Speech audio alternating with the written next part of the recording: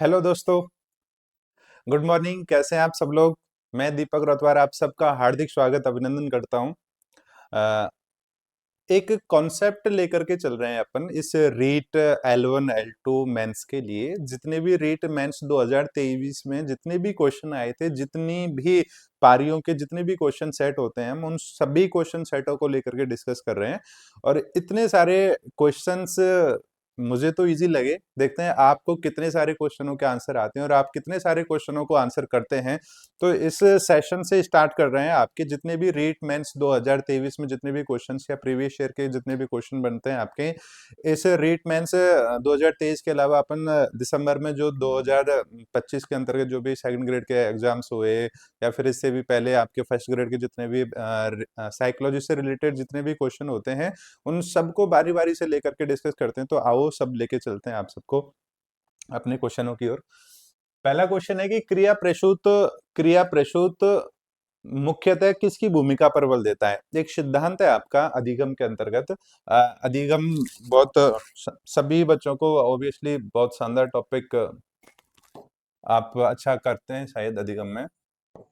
अच्छा, अधिगम की अगर अपन बात करें तो ये टॉपिक, ये क्वेश्चन जो है वो अधिगम से आया है। क्रिया प्रसूत मुख्यतः किसकी भूमिका पर बल देता है?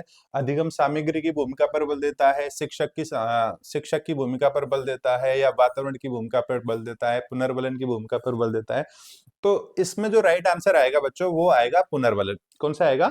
पुनर्बलन इसमें राइट आंसर आएगा। और इस क्रिया प्रसूत अनुबंधन जो सिद्धांत है, ऑपरेंट कंडीशनिंग जो थ्योरी है, जिसके जो जनक हैं, जनक माने जाते हैं इसके स्किनर। कौन माने जाते हैं? स्किनर। स्किनर ने ये सिद्धांत दिया था जो कि पुनर्बलन पर बेस्ड है, और इनके सिद्धांत को पुनर्बलन सिद्धांत भी कहा जाता है। नेक्स्ट इसका अगला क्वेश्चन देखते हैं अपन। मानसिक आयु का संप्रत्यय दिया। ये क्वेश्चन आपके रीट 2023 मेंस के अंतर्गत पूछे गए हैं। जितने भी क्वेश्चन अपन डिस्कस कर रहे हैं उसमें एक लास्ट जो क्वेश्चन है सीरीज का, वो क्वेश्चन रीट मेंस में नहीं पूछा गया, बस आरटी से रिलेटेड क्वेश्चन मैंने डाला है। तो इसमें देखते हैं इसमें कौन सा क्वेश्चन आया है। बुद्धि से रिलेटेड ये क्वेश्चन है, जिसमें बिने ने ऑप्शन है हमारे पास थॉर्नडाइक, कैटल, ईस्टर्न। जो इसका राइट आंसर माना जाता है वो माना जाता है बिने। अल्फ्रेड बिने ने अल्फ्रेड बिने ने 1905 में एक सिद्धांत दिया। 1905 में एक सिद्धांत दिया बिने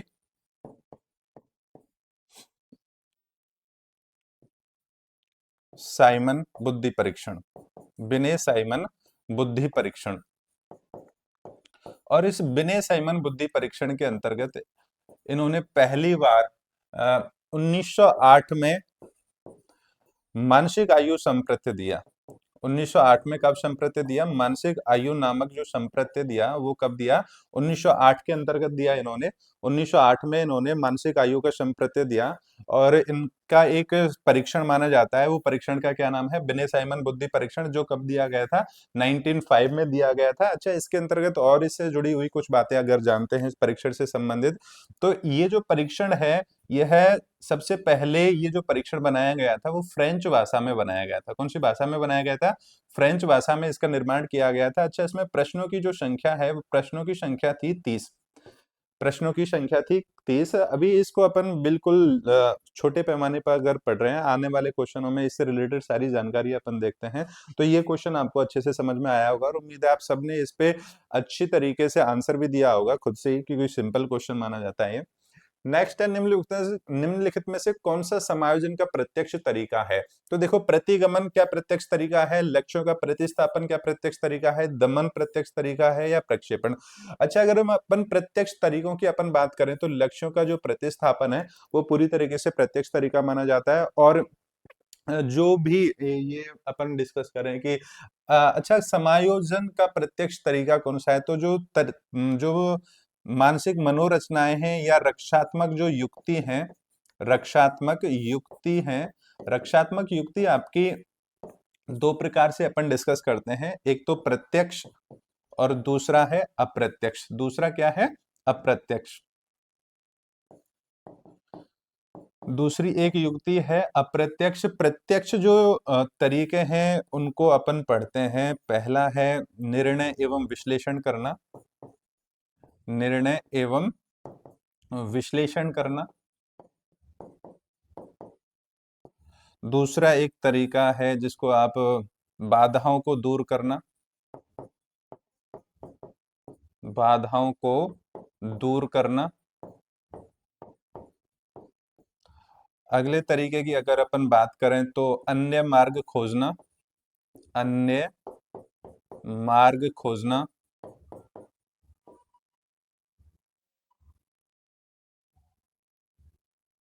अन्य मार्ग खोजना। नेक्स्ट अगर अपन चौथा एक तरीके की अगर अपन बात करें तो चौथा एक तरीका है लक्ष्य का प्रतिस्थापन करना। किसका?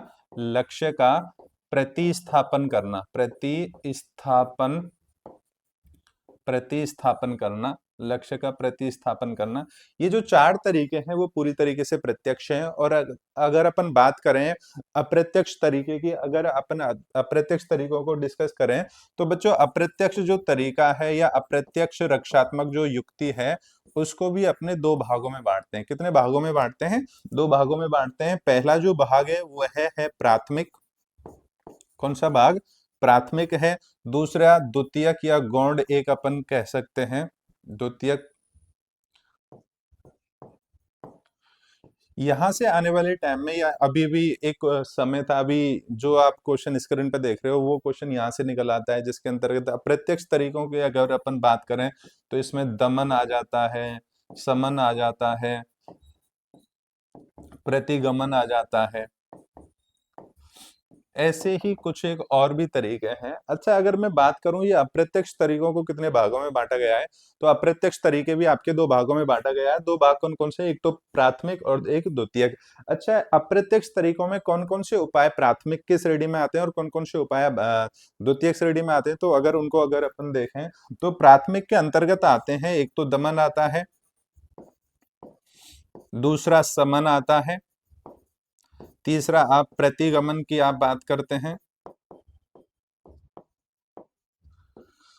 इसके अलावा आप बात करते हैं युक्तिकरण की,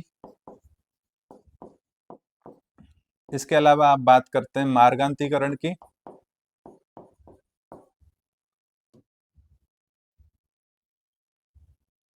युक्तिकरण हो गया। नेक्स्ट एक होता है आपका शोधन या मार्गांतीकरण, और एक प्रतिक्रिया निर्माण, प्रतिक्रिया निर्माण। अगर इन ये जो 6 पॉइंट हैं या जो 6 उपाय हैं वो तो माने जाते हैं आपके प्राथमिक उपाय, और शेष सभी जो बचते हैं वो बचते हैं आपके गौड़ या द्वितीयक उपाय के अंतर्गत। किसके अंतर्गत बचते हैं? द्वितीयक उपाय के अंतर्गत बचते हैं।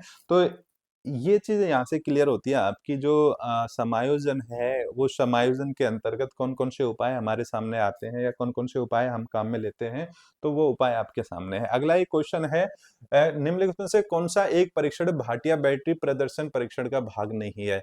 तो अगर अपन देखा जाए तो ये जो भाटिया बैटरी परीक्षण है जिसके जो जनक है सीएम भाटिया, चंद्रमोहन भाटिया, इन्होंने अपने एक परीक्षण के अंतर्गत भाटिया बैटरी परीक्षण में भाटिया बैटरी परीक्षण के 5 उप परीक्षण बताए। कितने उप परीक्षण बताए? 5 उप परीक्षण बताए, जिसमें से इनमें से ये देखना है कि कौन सा इसका एक भाग नहीं है। पैटर्न ड्राइंग टेस्ट, अलेक्जेंडर पास एलोंग परीक्षण, वस्तु संकलन परीक्षण, चित्र निर्माण परीक्षण। तो इसमें से ये तीनों तो हैं, ये नहीं है। क्या? ये नहीं है वस्तु संकलन परीक्षण। तो इसका जो राइट जो आंसर आएगा वो आएगा आपका सी। कौन सा? C. C is the right answer. Okay, इसका ये इसका आंसर नहीं है या इसका एक भाग नहीं है। नेक्स्ट अपन देखते हैं कि रिद्धिमा ध्यान की कमी से पीड़ित है और वह शिशु जैसे व्यवहार को प्रत्यावर्तित करती है, यह समायोजन तंत्र है। तो इसमें से ये जो समायोजन जो तंत्र पूछा गया है वह अप्रत्यक्ष तरीकों में से पूछा गया है। और अप्रत्यक्ष तरीकों में से कौन सा एक ऐसा तंत्र है जो एक बालक को अपने पूर्व के जीवन या एक जो बालक है पूर्व के जीवन में गमन करता है, पूर्व जीवन में गमन करता है, पूर्व जीवन में गमन करता है और पूर्व जीवन में गमन करने के लिए निम्न में से कौन सी एक युक्ति काम में आती है? क्या प्रतिगमन? तो इसका जो पहला राइट आंसर वही है, प्रतिगमन में ही एक व्यक्ति अपनी कष्टकारी स्थिति को छोड़कर पूर्व के जीवन में गमन करता है और बच्चों के जैसा व्यवहार करता है। एक वयस्क का बच्चों की तरह फूट फूट के रोना, एक वयस्कों का घुटनों के बल चलना बच्चों की तरह, ये सभी जो क्रियाएं हैं वो बालक प्रतिगमन के अंतर्गत करता है। किसके अंतर्गत करता है? प्रतिगमन के अंतर्गत करता है। नेक्स्ट अगर अपन देखें इसमें, जन्म के समय एक नवजात का सिर अपने शरीर की कुल लंबाई का कितने परसेंट होता है? बिल्कुल बहुत ही सिंपल सा एक क्वेश्चन है और सीडीपी का एक पार्ट माना जाता है, जो कि 25% इसका राइट आंसर आएगा, या 1/4 भाग भी आप इसको कह सकते हैं। कौन सा भाग कह सकते हैं? 1/4 भाग कह सकते हैं। सिंपली जब अपन सीडीपी के अंतर्गत पढ़ते हैं तो सीडीपी में पहला क्वेश्चन ही अपन इसको पढ़ते हैं कि एक बालक का जन्म के समय उसके पूरे शरीर का जो सिर है पूरे शरीर का कितना भाग रखता है? तो 1/4 भाग रखता है। अगर परसेंटों में देखें तो 25% हिस्सा रखता है। नेक्स्ट अगर अपन देखें, व्यक्तित्व की वह विशेषता जिसके आधार पर विशेष परिस्थितियों में व्यक्तित्व का व्यवहार का अनुमान लगाया जाता है, तो इसका जो राइट आंसर है बच्चों वो कैटल है। क्या? कैटल। इसका जो राइट आंसर कैटल है, और कैटल ने ही ये बात को स्वीकार किया कि व्यक्तित्व वह विशेषता है जिसके आधार पर विशेष परिस्थिति में व्यक्ति के व्यवहार का अनुमान लगाया जाता है। किस मनोवैज्ञानिक द्वारा ये कहा गया था? कैटल के द्वारा ये कहा गया था। ऑलपोर्ट की सबसे अधिक प्रचलित परिभाषा आपने अच्छी तरीके से पढ़ी होगी कि व्यक्तित्व उन मनोदैहिक व्यवस्थाओं का गत्यात्मक संगठन है जो वातावरण के साथ अपूर्व समायोजन स्थापित करते हैं। आप यकीन नहीं करेंगे, L2 में ये जो परिभाषा है दो तरीके से पूछी गई थी। L2 में ये परिभाषा दो तरीके से पूछी गई थी। सेकंड ग्रेड में भी ये परिभाषा आई हुई है अभी 2025 के सेकंड ग्रेड में, कि व्यक्तित्व उन मनोदैहिक व्यवस्थाओं का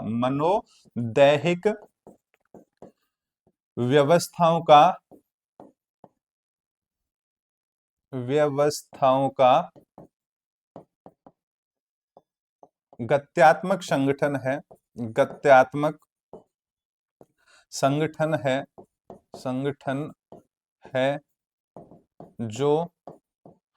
वातावरण के साथ अपूर्व समायोजन स्थापित करता है। अपूर्व समायोजन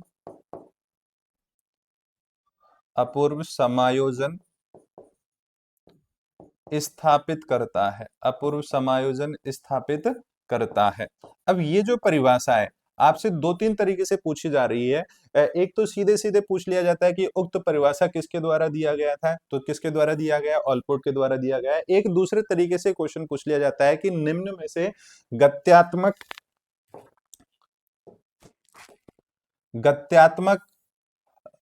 संगठन और मनोदैहिक, ये जो तीन शब्दों को सर्किल करके देता है या तीन शब्दों को अलग अलग तरीके से दे देता है और पूछता है कि निम्न में से किस विद्वान के द्वारा इन शब्दों का प्रयोग किया गया है? निम्न में से किस विद्वान के द्वारा इस शब्दों का प्रयोग किया गया है? L2 2023 रीट मेंस के अंतर्गत ये क्वेश्चन आया हुआ है। तो ये इन शब्दों का प्रयोग किसके द्वारा किया गया? ऑलपोर्ट के द्वारा किया गया है। नेक्स्ट अगर अपन देखें अगला क्वेश्चन, तो अगला क्वेश्चन है निम्न में से कौन सा एक जोड़ा गलत है? मतलब कि अधिगम से ये क्वेश्चन उठाया गया है और अधिगम के अंतर्गत एक तो जनक का नाम दिया गया है और उसने कौन से जीव पर प्रयोग किया है, कौन से प्राणी पर प्रयोग किया है, वो प्रयोग अपन यहाँ पे देख रहे हैं। कोहलर ने चिंपैंजी पर प्रयोग दिखाया है, स्किनर ने चूहे पे, पावलव ने कबूतर पर, थॉर्नडाइक ने बिल्ली पर प्रयोग किया है। जो इसके अंतर्गत सभी सही है, केवल एक ही प्रयोग गलत है और वो गलत किसका है? पावलव का। पावलव ने कबूतर पर प्रयोग ना करके किस पर किया है? कुत्ते पर प्रयोग किया है। किस पर प्रयोग किया है? कुत्ते पर प्रयोग किया है, और उस कुत्ते का नाम क्या है? बैग नामक कुत्ता। कौन सा? बैग नामक कुत्ते पर इसने प्रयोग किया है। अच्छा, ये प्रयोग कब किया था? तो 1904 में। कब? 1904 में ये प्रयोग किया था। अच्छा, अगर मैं बात बताऊं इस प्रयोग से हासिल किया हुआ था, सिद्ध क्या किया था, तो इसने इस प्रयोग के माध्यम से अनुबंधन को सिद्ध किया था। किसको सिद्ध किया था बच्चों? अनुबंधन को सिद्ध किया था, और इस अनुबंधन के कारण ही 1904 में इन्हें नोबेल पुरस्कार से सम्मानित किया गया।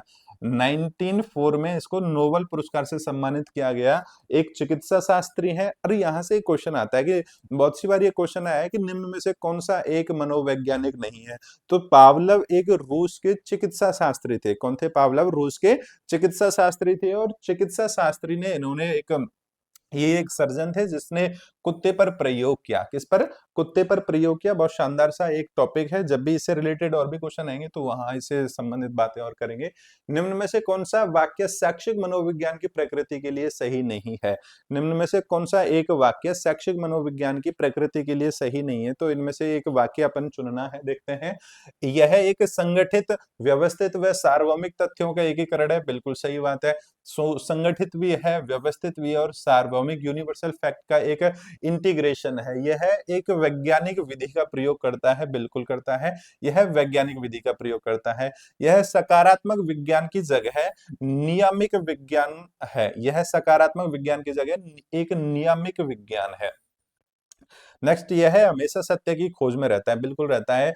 यह एक, देखो, सकारात्मक विज्ञान की जगह नियामिक विज्ञान, यह वाक्य जो पूरी तरीके से गलत है।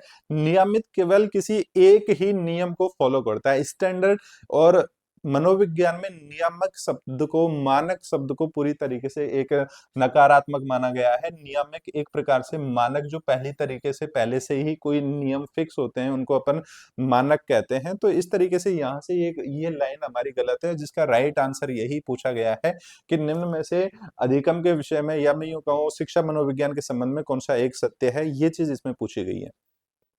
नेक्स्ट, अगर अगले क्वेश्चन की अगर अपन बात करें, सूची 1 और सूची 2 को सही मिलान कीजिए। रीटमैन्स का ये क्वेश्चन है कि बर्ट एवं बर्नन ने बुद्धि का पदानुक्रमिक मॉडल दिया है। स्पीयरमैन ने सामान्य तथा विशेष कारकों को अपनाया है। गार्डनर बहुबुद्धि सिद्धांत, स्टर्नबर्ग बुद्धि का ट्रायआर्किक थ्योरी। तो देखो, इसमें तो कोई पूछने वाली बात भी नहीं है, टेंशन भी नहीं लेना है। बिल्कुल ये सही है। स्पीयरमैन ने ही बताए हैं, गार्डनर ने ही बताए हैं और स्टर्नबर्ग ने ही बताए हैं। तो इसमें कौन सा ऑप्शन एक सही है? ए, बी, सी, डी। तो इसका जो राइट आंसर है बच्चों, वो कौन सा है? डी। ओके। नेक्स्ट, अगर अपन चलते हैं इसके विषय में अगले, विभिन्न प्रकार के यंत्रों जैसे रेडियो, कैमरा, टीवी आदि को चलाना हम खाली जगह के आधार पर सीख सकते हैं। तो बिल्कुल निस्संदेह आपका आंसर जाएगा आपका नैमित्तिक अनुबंधन सिद्धांत। किसने? नैमित्तिक अनुबंधन सिद्धांत। इसके विषय में अपन पहले भी अपन डिस्कस कर चुके हैं। सबसे पहला या दूसरा क्वेश्चन था।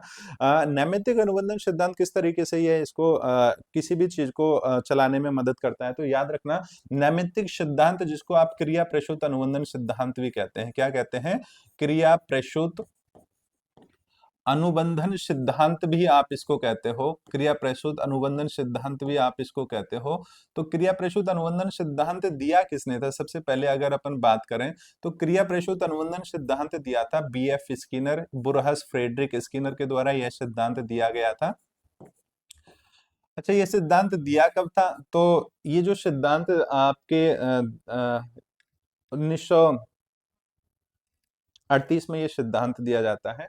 नेक्स्ट, अगर अपन बात करें, प्रयोग किस पे किया था? चूहे पे इस पे प्रयोग किया गया। अच्छा, इसके अंतर्गत सबसे इसका जो केंद्रीय बिंदु था, इसका आधार क्या था? तो इसका आधार था एक जो बालक है, वह बालक के प्रसूत व्यवहार पर यह बेस्ड था। प्रसूत व्यवहार पर यह बेस्ड है। और जिसमें केंद्रीय बिंदु क्या है? तो केंद्रीय बिंदु रखा इन्होंने पुनर्वलन को। किसको रखा? पुनर्वलन को। यदि एक बालक सही अनुक्रिया करता है, यदि एक बालक सही अनुक्रिया करता है तो उसको पुनर्वलन दिया जाना चाहिए। क्या दिया जाना चाहिए? पुनर्वलन दिया जाना चाहिए। इससे संबंधित ये बातें जो कि एक बालक को टीवी, रिमोट, कैमरा आदि चलाने में मदद करता है, हेल्प करता है। बालक का विकास निम्नलिखित में से किसका एक परिणाम है? बालक का विकास निम्नलिखित में से किसका एक परिणाम है? तो आपको अच्छे से पता है बालक के विकास, वुडवर्थ ने विकास की एक परिभाषा दी है। और वुडवर्थ ने कहा था कि एक जो बालक है वह वंशानुक्रम वंशानुक्रम व वातावरण का गुणनफल है। वंशानुक्रम व वातावरण का गुणनफल का परिणाम है विकास। किसने दिया? ये विकास की परिभाषा होती है। विकास की परिभाषा क्या हुई? वंशानुक्रम और वातावरण का गुणनफल है। D = heredity into environment, D equal to heredity into environment. ये किसके द्वारा दी गई है? वुडवर्थ के द्वारा दिया गया है, वुडवर्थ के द्वारा दिया गया है। अब देख लेते हैं इसका आंसर क्या है। केवल आनुवंशिकता के द्वारा, गलत है। केवल वातावरण के द्वारा, ये भी गलत है। आनुवंशिकता एवं वातावरण की अंतःक्रिया का परिणाम है, बिल्कुल सही है। जो हमारे इस क्वेश्चन का जो राइट आंसर है वो क्या है? वंशानुक्रम एवं वातावरण की अंतःक्रिया का परिणाम है। नेक्स्ट अगर अपन क्वेश्चन देखें, निम्नलिखित में से कौन सा सृजनात्मकता का तत्व नहीं है? सृजनात्मकता, क्रिएटिविटी, धारा प्रवाहिता सही है, लचीलापन सही है, मौलिकता सही है, स्मृतिकरण गलत है। क्योंकि स्मृतिकरण का मतलब है रटना। क्या? रटना। और रट करके सृजनात्मकता को अपन हासिल नहीं कर सकते। एक अभिसारी चिंतन की अपन बात करते हैं। जो स्मृतिकरण किससे संबंधित है? आपके अभिसारी चिंतन से। अभिसारी चिंतन से इसका संबंध है। अच्छा, इस चिंतन के साथ साथ, एक अभिसारी चिंतन के साथ साथ दूसरा एक चिंतन का प्रकार होता है जिसे आप अपसारी चिंतन कहते हैं। क्या कहते हैं? अपसारी चिंतन की आप बात करते हैं। और अपसारी चिंतन के अंतर्गत आप बात करते हैं, एक शब्द, ये क्वेश्चन भी आया हुआ है कि आउट ऑफ द बॉक्स का संबंध किससे है? आउट ऑफ द बॉक्स का संबंध किससे है? तो आउट ऑफ द बॉक्स का संबंध है आपके अपसारी चिंतन से। सृजनात्मकता का किससे संबंध है? सृजनात्मकता का संबंध है अपसारी चिंतन से। किससे? अपसारी चिंतन से। और इसमें सृजनात्मकता का तत्व नहीं पूछा गया है, तो राइट आंसर क्या होगा? स्मृतिकरण इसका राइट आंसर होगा। स्मृतिकरण इसका राइट आंसर होगा। ओके बच्चों, नेक्स्ट अगर अपन देखें, मनुष्य में गुणसूत्रों की संख्या कितनी होती है? ये कई बार क्वेश्चन दोहराया गया है कि मनुष्य में गुणसूत्रों की संख्या पूछी जाती है, और कई बार से ये क्वेश्चन आया हुआ है। तो इसको अपन देखते हैं कि एक सामान्य बालक में गुणसूत्रों की जो संख्या होती है वो कितनी होती है? 46। सामान्य बालक में गुणसूत्रों की संख्या कितनी होती है? 46, जिसमें 23 जोड़े गुणसूत्र तो माता से और 23 जोड़े गुणसूत्र ही पिता से आते हैं। और टोटल होने पर कितनी संख्या होती है? 46 होती है। अच्छा, अगर एक 2021 में क्वेश्चन आया था कि निम्न में से टर्नर सिंड्रोम की स्थिति क्या होती है? निम्न में से टर्नर सिंड्रोम, डाउन सिंड्रोम पूछा गया था। अच्छा, अगर अपन देखें कि क्या यह संख्या कम या अधिक हो सकती है, या ये जो गुणसूत्र हैं, क्या इन गुणसूत्रों की संख्या कम या अधिक हो सकती है क्या? तो बिल्कुल हो सकती है। इसमें गुणसूत्रों की संख्या 45 भी रह सकती है, और इसमें गुणसूत्रों की संख्या 47 भी हो सकती है। अब मुद्दे की बात ये आती है कि 45 गुणसूत्र के दौरान या 45 गुणसूत्रों की स्थिति में होता क्या है? तो ऐसी स्थिति में होता है टर्नर सिंड्रोम। कौन सा? टर्नर सिंड्रोम की एक स्थिति बनती है। और टर्नर सिंड्रोम को आप अधूरा सिंड्रोम भी कहते हैं, क्योंकि इसके अंतर्गत 22 गुणसूत्र तो जो कायिक गुणसूत्र हैं वो आ जाते हैं, और इसमें एक गुणसूत्र ही रहता है आपके लैंगिक गुणसूत्र। केवल एक गुणसूत्र ही होता है जो लैंगिक गुणसूत्र का एक उदाहरण है। लैंगिक गुणसूत्र का उदाहरण है। अब इसमें 22 और 22 44 और एक 45, इस कारण इसमें 45 गुणसूत्रों की संख्या रह जाती है, क्योंकि जो लैंगिक गुणसूत्र है, लैंगिक गुणसूत्र अधूरा रह जाता है। लैंगिक गुणसूत्र इसमें अधूरा रह जाता है। और यह सिंड्रोम केवल महिलाओं में ही होता है। यह सिंड्रोम केवल महिलाओं से ही संबंधित होता है, मतलब पुरुषों में यह रोग नहीं होता है। नेक्स्ट में बात करूं कि अगर गुणसूत्रों की संख्या 47 हो जाए, अगर गुणसूत्रों की संख्या बच्चों 47 हो जाए, तो ऐसी स्थिति में क्या होता है? देखो, अगर गुणसूत्रों की संख्या 47 हो जाए तो ऐसी स्थिति में होगा क्या? सिंपल वे में अगर अपन करें कि एक जो 46 गुणसूत्र जो होते हैं, या मैं यूं कहूं 23, एक मानव में या महिला में 23 गुणसूत्रों का जो जोड़ा होता है, उनमें से 22 जोड़ी गुणसूत्र तो समान होते हैं। 22 जोड़ी गुणसूत्र समान होते हैं। गुणसूत्र समान होते हैं एक लड़का और लड़की में। और अंतर क्या है? 23वां जोड़ी गुणसूत्र। मतलब 22 जोड़ी तो ये गुणसूत्र हो गया। इसमें से थोड़ी सी मैं बता, कुछ यहाँ से संख्या लेके चल रहे हैं अपन, एक ऐसे ऐसे करके, 20, 19, 20, 21 और ये 22, 21, 22, और यहाँ पे ये 23 जोड़ी गुणसूत्र है। या तो एक्स एक्स होगा या एक्स वाई होगा। ओके, अब स्थिति यही सेम इधर की चलेगी आपके महिला पुरुष दोनों की एक जोड़े में चलनी है स्थिति। तो ये जो स्थिति बनेगी 22 प्लस या तो एक्स एक्स हो सकता है या एक्स वाई हो सकता है। ऐसी स्थिति में देखते हैं तो गुणसूत्रों की संख्या 46 होती है, लेकिन इसमें क्या होता है, जो 21वां जोड़ी गुणसूत्र है, 21वां जोड़ी गुणसूत्र की पुनरावृत्ति होती है, गुणसूत्र की पुनरावृत्ति होती है, या इसको 21वें जोड़ी गुणसूत्र की ट्राइसोमी भी कहते हैं। ये वापस से आता है और यहाँ पर x के रूप में और जुड़ जाता है। 21वां जोड़ी जो गुणसूत्र है, वो 21वां जोड़ी जो गुणसूत्र है, यह x के रूप में या फिर यूं इन 46 गुणसूत्रों में और जुड़ जाता है, जिस कारण इनकी जो संख्या होती है वह 47 होती है। ये क्वेश्चन, इसमें ऑप्शन भी दोनों ही आए थे। डाउन सिंड्रोम की स्थिति क्या थी, 47वें गुणसूत्र की वजह से, और ऑप्शन एक ये भी था कि 21वें गुणसूत्रों की ट्राइसोमी की वजह से। तो कुछ यूट्यूबर्स ने इसमें 47 गुणसूत्र माना, लेकिन जो फाइनल आंसर की आई थी उसमें माना था 21वें गुणसूत्र की ट्राइसोमी। 21वें गुणसूत्र की ट्राइसोमी ही इसका एक कारण है डाउन सिंड्रोम का। तो ये एक स्थिति बनती है आपकी। नेक्स्ट क्वेश्चन अपन देखते हैं। थॉर्नडाइक ने किस नियम के आधार पर, थॉर्नडाइक ने किस अधिनियम या नियम के प्रयास एवं त्रुटि विधि की व्याख्या की जा सकती है? तो प्रयास एवं त्रुटि की व्याख्या तत्परता से की जा सकती है, या अभ्यास से, प्रभाव से, बहुप्रतिक्रिया के नियम से? तो इस नियम की जो व्याख्या की जा सकती है वो किस नियम के आधार पर की जा सकती है? अभ्यास के नियम पर आधारित की जा सकती है। ये क्वेश्चन पिछले रीट मेंस में हर L1 में, L2 में, दोनों ही जगह ये रिपीट हुआ है। अगर मैं बात करूं थॉर्नडाइक के नियम की, जिसको आप उद्दीपन अनुक्रिया सिद्धांत भी कहते हैं, उद्दीपन अनुक्रिया सिद्धांत भी आप इसको कहते हैं, तो ये जो सिद्धांत है वो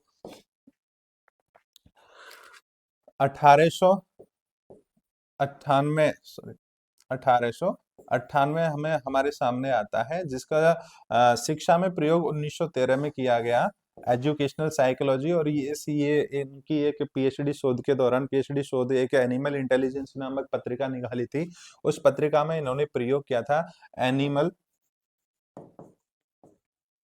इंटेलिजेंस नामक पत्रिका में इन्होंने ये प्रयोग किया था। जबकि एजुकेशनल साइकोलॉजी नामक पुस्तक में, एजुकेशनल साइकोलॉजी नामक पुस्तक के अंतर्गत इन्होंने इस सिद्धांत का शिक्षा में प्रयोग किया, शिक्षा में प्रयोग किया, शिक्षा में प्रयोग किया, शिक्षा में प्रयोग किया, जिस कारण थॉर्नडाइक को प्रथम शैक्षिक मनोविज्ञान कहा गया, जिस कारण थॉर्नडाइक को प्रथम शैक्षिक मनोवैज्ञानिक कहा गया, शैक्षिक मनोवैज्ञानिक कहा गया। अच्छा, और अपन देखें, इन्होंने, ये पहले मनोवैज्ञानिक हैं जिन्होंने किसी पशु पर प्रयोग किया, जिस कारण इनको पशु मनोविज्ञान का भी जनक कहा गया। क्या? पशु मनोविज्ञान का जनक कहा गया, मनोविज्ञान का जनक कहा गया। अच्छा, दूसरा और अपन देखें तो इन्होंने इस पुस्तक के अंतर्गत, एजुकेशनल साइकोलॉजी के अंतर्गत, इन्होंने सीखने के नियम दिए थे। किसके नियम दिए थे? सीखने के नियम दिए थे। और सीखने के नियम दिए कब थे? तो सीखने के नियम दिए थे इन्होंने 1913 में। सीखने के नियम देने के कारण, सीखने के नियम देने के कारण इनको शिक्षा मनोविज्ञान का जनक कहा गया। किसका जनक कहा गया? शिक्षा मनोविज्ञान का जनक भी इनको कहा गया, शिक्षा मनोविज्ञान का जनक कहा गया। तो इस क्वेश्चन से संबंधित ये कुछ जानकारी है, और भी बहुत सारी जानकारी है, जिसमें नेक्स्ट अगले आने वाले क्वेश्चनों में भी अपन इसको डिस्कस करेंगे।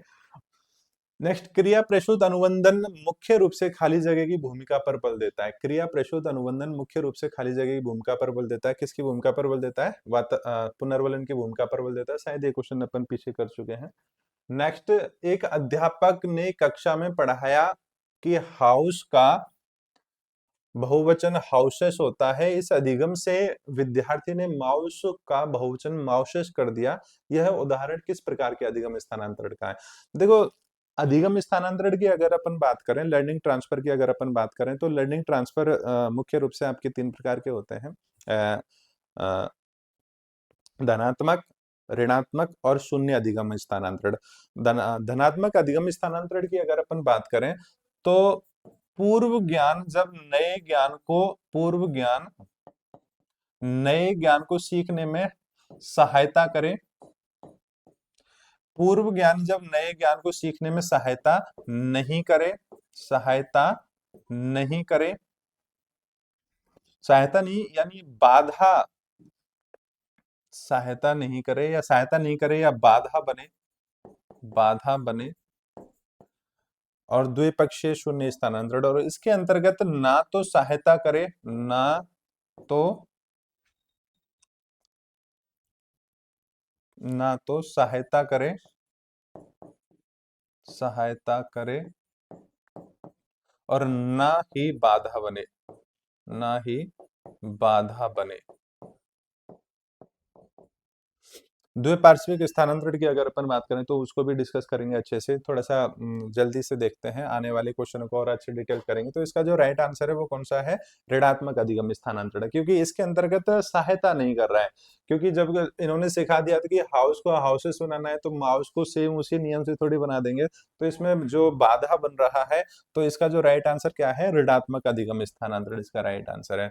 नेक्स्ट, पावलोव के द्वारा किए गए प्रयोग में सीएस किसको इंगित करता है, तो सीएस किसको इंगित करेगा, घंटे की आवाज को इंगित करता है। अपन और भी थोड़ा सा डिस्कस कर चुके हैं।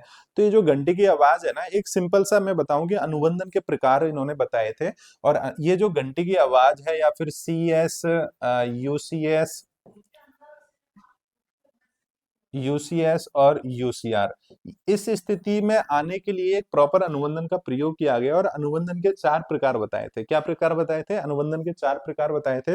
वो अनुबंधन के 4 प्रकार कौन कौन से, वो अपन एक सिंपल सी लाइन याद रखना, और वो लाइन है, सब आप ही हैं, सब आप ही हैं, सब आप ही हैं। हमारी पूरी साइकोलॉजी शॉर्ट ट्रिक बेस्ड पे है, और आप इन शॉर्ट ट्रिक को लिख के रखिएगा, आने वाले रीट मेंस या सेकंड ग्रेड फर्स्ट ग्रेड की कोई भी एग्जाम है, शॉर्ट ट्रिक से ही सीधे क्वेश्चन आ सकेंगे, आपको गारंटी इस चीज की। सा से आप एक शब्द पढ़ते हो, सहकालिक, क्या, सहकालिक अनुबंधन। बा से विलंबित अनुबंधन, विलंबित अनुबंधन। तीसरा है अवशेष अनुबंधन, और चौथा है पश्चगामी अनुबंधन। कौन सा, पश्चगामी अनुबंधन।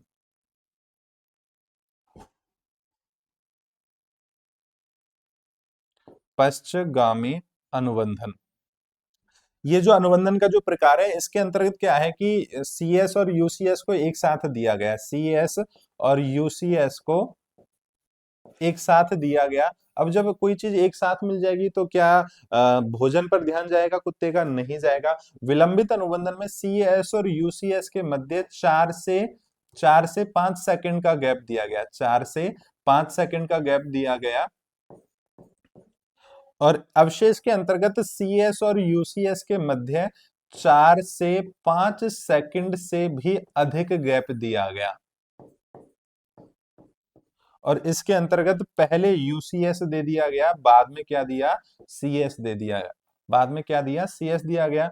अब जब पहले भोजन दे ही देंगे तो क्या कुत्ता घंटे पे आवाज करे, घंटे पे कंसंट्रेट करेगा। अगर आपको पहले नौकरी दे दी जाए और बोल दिया जाए कि अब चलो पढ़ लो, तो क्या इतने कंसंट्रेशन से पढ़ पाएंगे आप, ठीक है। वैसी ही स्थिति कुत्ते की रही है, हालांकि उसके लिए नौकरी नहीं था, लेकिन उसके लिए भोजन किसी नौकरी से कम भी नहीं था। तो इसके अंतर्गत घंटी की आवाज तो थी ही, लेकिन अनुबंधन कौन सा था, तो याद रखना विलंबित अनुबंधन इसका एक मुख्य प्रकार रहा, विलंबित अनुबंधन इसका मुख्य प्रकार रहा है। नेक्स्ट अगर अपन देखते हैं अगले क्वेश्चन में, शारीरिक गतिज बुद्धि रखने वाले बच्चे की अंतिम अवस्था निम्नलिखित में से कौन सी हो सकती है। शारीरिक गतिज बुद्धि रखने वाले की अंतिम अवस्था कौन सी हो सकती है, नर्तक। देखो अगर अपन गार्डनर की बात करें तो मैंने अभी रिसेंट में आपको कहा था कि एक सिंपल सी ट्रिक याद रखना, और उस सिंपल सी ट्रिक में हर एक टॉपिक के लिए ट्रिक बेस्ड टॉपिक अपन रख रहे हैं। इसके लिए सिंपल सी एक लाइन में बताऊं, हालांकि शारीरिक गतिज जो बुद्धि है वो गार्डनर के द्वारा दी गई, किसके द्वारा दी गई, गार्डनर के द्वारा दी गई। उसको अपन एक सिंपल सी लाइन के साथ अगर अपन चेक करें, तो बुद्धि टॉपिक को अपन देख रहे हैं, क्योंकि बुद्धि के भी कई सारे क्वेश्चन आए हैं, और बुद्धि के जितने भी सिद्धांत हैं सिर्फ एक लाइन में अपन कवर करने की कोशिश करेंगे, और वो लाइन है 1 2 3 बहु सा प्रतीत। ओके, और सिंपल सी एक लाइन यहाँ पे ए एस जी था और था। एक यहाँ पे अगर एक शब्द लिखूं तत्व और एक शब्द लिखूं सिद्धांत, ये ट्रिक आपको पूरी तरीके से हेल्प करेंगे, पूरी गारंटी इस चीज की। एक तत्व सिद्धांत, दो तत्व सिद्धांत, त्रितत्व सिद्धांत, बहु तत्व सिद्धांत, साथ ही एक शब्द को डिकोड करेंगे जिसे आप कहोगे समूह। क्या? समूह। तो समूह तत्व सिद्धांत प्रतिदर्श, और इससे भी एक सिद्धांत एक कवर करेंगे, प्रतिदर्श सिद्धांत। प्रतिदर्श सिद्धांत और प्रतिदर्श सिद्धांत। अच्छा, अगर अपन करें सिंपल सा, तो ए से एक शब्द एक डिकोड करते हैं जिसे आप कहते हैं अल्फ्रेड बिने। क्या? Alfred Binet, Spearman, Guilford, Guilford, Thorndike, Thorndike, Thurstone और थॉमसन। देखो, एक लेटर के लिए, एक संख्या के लिए एक, और दो संख्या के लिए दो, और तीन के लिए तीन सिद्धांतों का अपन प्रयोग करेंगे एक के अलावा। एक तत्व सिद्धांत किसने दिया है? अल्फ्रेड बिने ने। द्वैतत्व सिद्धांत किसने दिया है? स्पीयरमैन ने। मैंने कहा एक संख्या के लिए एक और दो के लिए दो सिद्धांतों का प्रयोग करेंगे, द्वैतत्व सिद्धांत। और एक अगला एक सिद्धांत अपन बात कर रहे हैं जिसे आप कहते हैं द्वय स्तरीय सिद्धांत। क्या? द्वय स्तरीय सिद्धांत, स्तरीय, द्वय स्तरीय सिद्धांत। ओके, तीन के लिए तीन की अपन बात करते हैं, तो तीन के लिए क्या होगा? त्रितत्व सिद्धांत भी किसने दिया? स्पीयरमैन ने दिया था। इसके अलावा गिलफोर्ड ने दिया था त्रिआयामी सिद्धांत। क्या?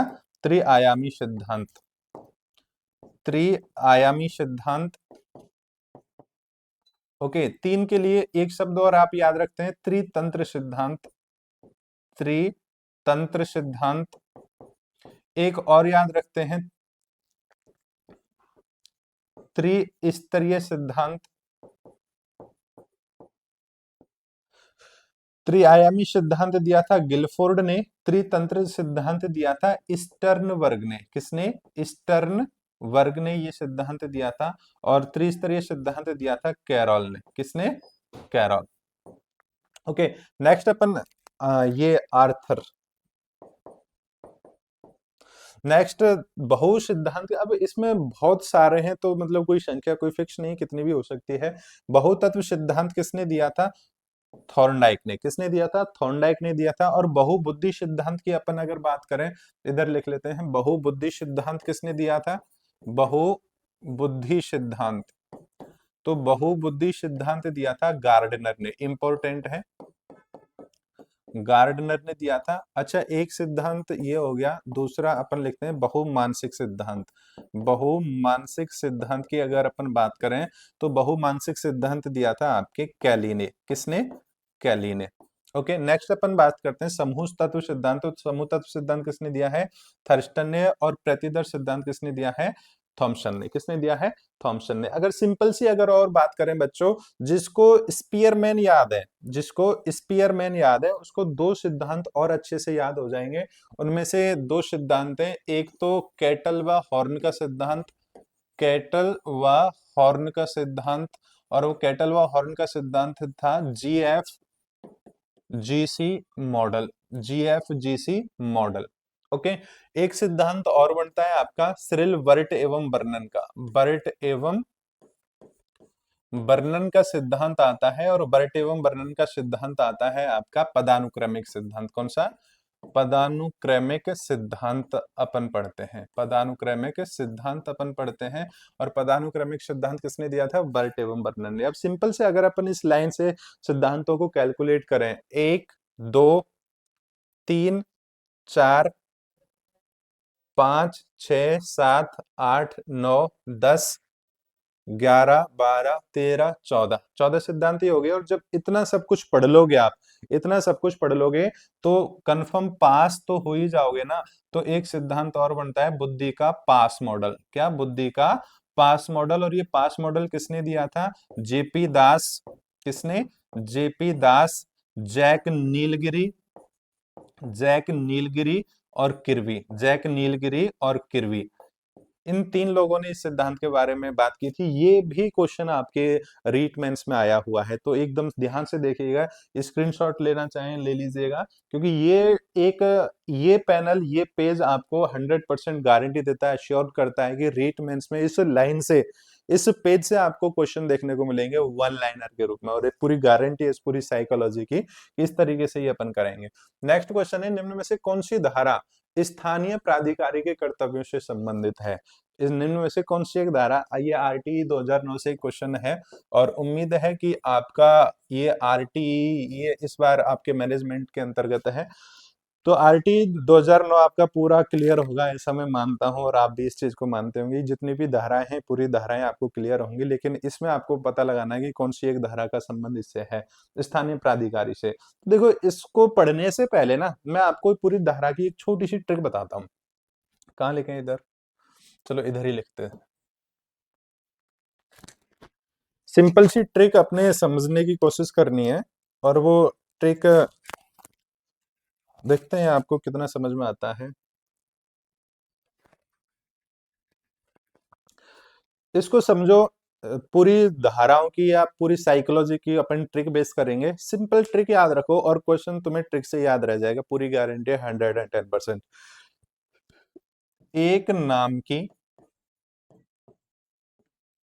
दो परी। ठीक है, सिंपल सी एक दो बार रिपीट करोगे तो जहन में आ जाएगी। प्रैक्टिस मेक्स मैन परफेक्ट, तो याद करने की कोशिश करना। एक नाम की दो परी, फ्री की 3-4 ड्रॉप लेकर, फ्री की 3-4 ड्रॉप लेकर 5 टीसी लाइन, 5 टीसी लाइन। एक नाम की दो परी, फ्री की 3-4 ड्रॉप लेकर 5 टीसी लाइन, फ्री की 3-4 ड्रॉप लेकर 5 टीसी लाइन। दूसरी लाइन अपन कवर कर रहे हैं। 6-7 में, 6-7 में स्कूल स्थापना का हिस्सा आया, स्कूल स्थापना का हिस्सा आया।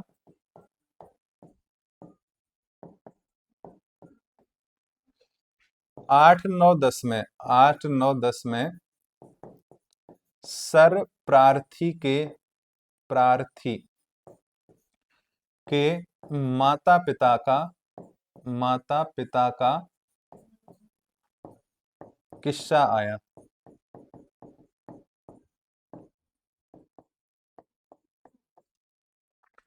ओके, सिंपल सी ट्रिक है, कोई इश्यू नहीं है।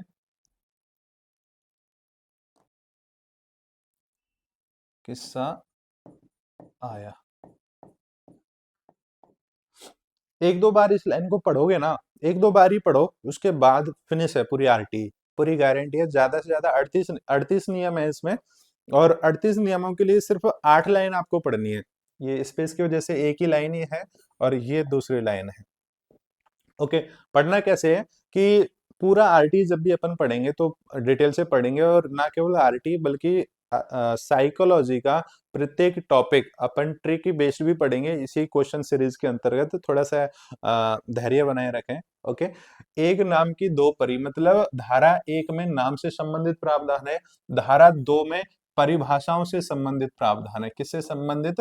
परिभाषाओं से संबंधित प्रावधान है। केवल एक दो बार रिपीट करोगे तो आपके जहन में आ जाएगा, एक आपको भी नॉर्मल लगेगी। फ्री की 3-4 ड्रॉप लेकर, मतलब जो निशुल्क शिक्षा का प्रावधान है वो किसमें है? धारा 3 में। निशुल्क शिक्षा का प्रावधान किसमें है? धारा 3 में है। और धारा 4 में है ड्रॉप आउट बच्चों से संबंधित, धारा 4 में ड्रॉप आउट बच्चों से संबंधित है। और धारा 5 किसको इंगित करता है? आपके टीसी।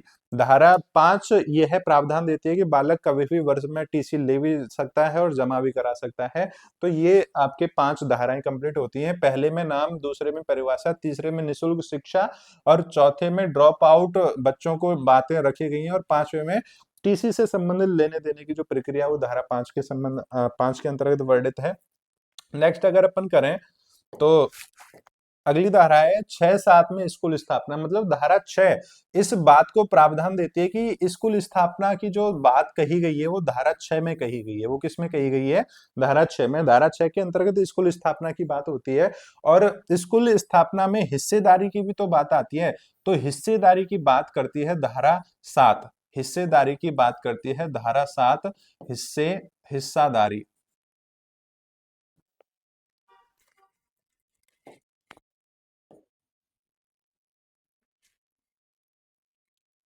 हिस्सेदारी और हिस्सेदारी कितनी है? 60:40। आपको पता होगा और जब भी अपन इसको अच्छे से पढ़ेंगे तो पूरी तरीके से डिस्कस करेंगे, निश्चिंत रहिए आप। नेक्स्ट 8, 9, 10 में सर्व प्रार्थी के माता पिता का किस्सा आया। धारा 8 के अंतर्गत समुचित सरकार के कर्तव्य वर्णित हैं। धारा 8 के अंतर्गत समुचित सरकार के कर्तव्य वर्णित हैं। समुचित सरकार के कर्तव्य वर्णित हैं। धारा 9 के अंतर्गत स्थानीय प्राधिकारी, क्या? स्थानीय प्राधिकारी, और उम्मीद है बच्चों आपका आंसर आ गया होगा। स्थानीय प्राधिकारी के कर्तव्य वर्णित हैं। और धारा 10 के अंतर्गत माता पिता का हिस्सा आया, तो इसके धारा 10 में किसके कर्तव्य वर्णित हैं? माता पिता के कर्तव्य वर्णित हैं। तो आपके अकॉर्डिंग इस क्वेश्चन का आंसर ना केवल इस क्वेश्चन का आंसर बल्कि आपको इससे संबंधित 2 क्वेश्चनों के आंसर और मिल गए होंगे। धारा 8 में किसके समुचित सरकार के कर्तव्य वर्णित हैं।